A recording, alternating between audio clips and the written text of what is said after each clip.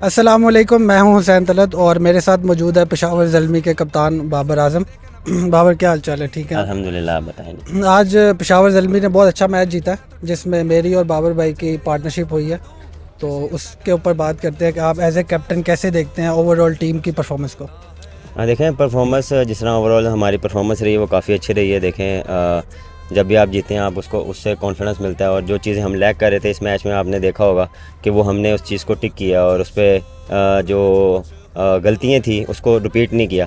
तो यही एक अच्छी टीम की और अच्छे प्लेयरों की निशानी होती है कि वो उस चीज़ को रिपीट नहीं करते। बिल्कुल सही कहा। और मेरा ख्याल है कि आज बॉलिंग पे जिस तरह से पेशावर ज़ल्मी ने हम लोगों ने काम किया और जिस तरह से बॉलिंग की है, मेरा ख्याल है वो एक प्लस पॉइंट है एज ए कैप्टन के कैप्टन को कॉन्फिडेंस आता है। जैसे हम शुरू में मेरा ख्याल है पिच देख रहे तो सब यही सोच रहे थे कि कोई 170 180 के करीब होगा, पर मेरा ख्याल है ये बहुत अच्छा साइन है हमारे लिए कि हमने उन्हें इतना जल्दी रिस्ट्रिक्ट किया है। आई थिंक जब हमने पिच देखी, पिच तो मुझे काफ़ी अच्छी लगी, लेकिन एक फैक्टर मुझे जो और हमने डिसाइड किया ड्यू फैक्टर, क्योंकि मैच से पहले ही थोड़ी सी ड्यू फील होना शुरू हो गई थी, तो उसमें हमने फिर अपनी जो है प्लान चेंज किया, उसमें हमने फिर बॉलिंग की। और आई थिंक सब ने जो ओवरऑल बॉलिंग यूनिट था उन्होंने काफ़ी अच्छी बॉलिंग की। वुड, ज़ारी जोसेफ और माशाल्लाह आपने भी एक अच्छा ओवर, आपको मैंने ओवर दिया और आपने पूरी उनके हाथ खुलाए हैं, तो ये उस पर थोड़ा सा आया, लेकिन ये पार्ट ऑफ द गेम है। और मेरा आपसे सवाल है, जब आप अंदर आए थे बैटिंग करने,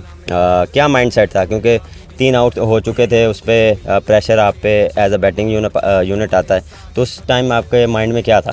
मेरा ख्याल है एज ए बैट्समैन जब मैं अंदर आया हूँ तो हमेशा T20 में आपके जहन में स्ट्राइक रेट वाली चीज़ आ रही होती है, पर आज जब मैं अंदर आया हूँ तो मैंने ये चीज़ एक क्लियर कर ली थी कि मैं स्ट्राइक रेट को नहीं देखूंगा, मुझे एंड तक जाना है। बीच में एक दो मैंने हरकतें की हैं जब आपने मुझे रोका है, तो मेरा ख्याल है उस जगह पे जब सिंगल दुक्के और एक चौका आया है तो चीज़ें काफ़ी इजी हो गई थी, और उस टाइम पे भी मैं ये सोच रहा था।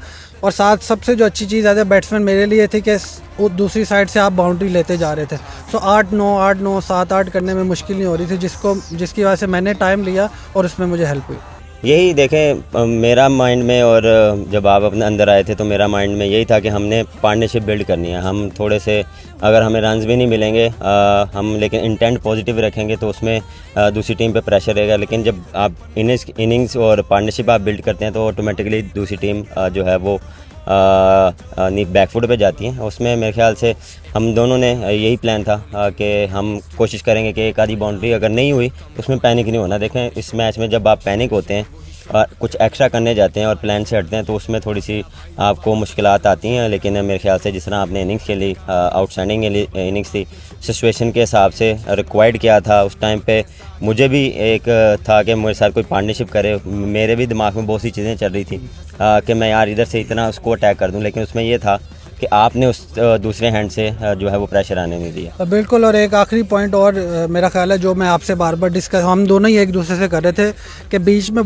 कुछ बॉल रुक जाते थे और कुछ अच्छे निकल जाते थे, तो मेरा ख्याल है एक वो एज ए बैट्समैन कम्युनिकेट करना और आप जैसे प्लेयर के साथ करना मेरे लिए बहुत, जिसने मेरी बैटिंग ईजी कर दी कि हाँ मुश्किल हो रहा है, बीच में बॉल ऊपर नीचे आ रहा है, पर अगर हम लंबा जाएंगे तो हम जो हुआ है हमने जल्दी फिनिश कर दिया, तो अल्हम्दुलिल्लाह, अल्लाह का शुक्र।